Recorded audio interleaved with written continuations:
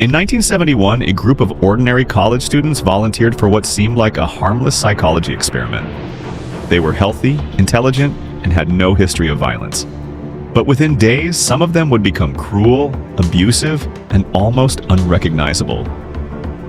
What happened inside that experiment shocked the world and revealed a dark truth about human nature. The experiment took place in the basement of a university where researchers created a fake prison. The volunteers were randomly divided into two groups, guards and prisoners. No one chose their role. It was completely random. At first, everyone treated it like a game. They laughed, joked, and followed instructions. But something strange happened almost immediately. The students assigned as guards began taking their roles seriously.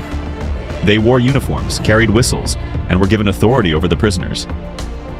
The prisoners, meanwhile, wore simple uniforms and were identified by numbers instead of names. Within hours, the atmosphere started to change. The guards became stricter, then harsher, then aggressive. They ordered prisoners around, forced them to perform humiliating tasks, and punished them for the smallest mistakes. The prisoners became anxious, stressed, and emotionally exhausted.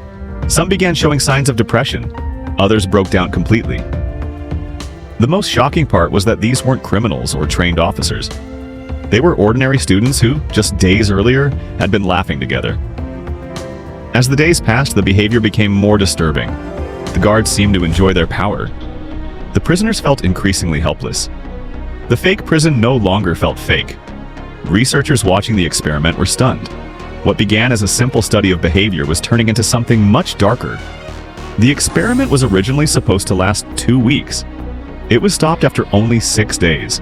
The situation had become too intense and too dangerous to continue. So what does this tell us? The disturbing lesson wasn't that these students were secretly evil. It was that situations can influence human behavior in powerful ways.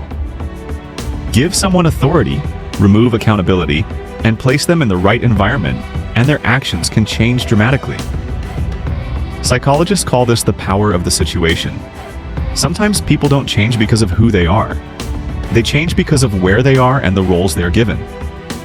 That's what makes this story so unsettling, because it forces us to ask a difficult question.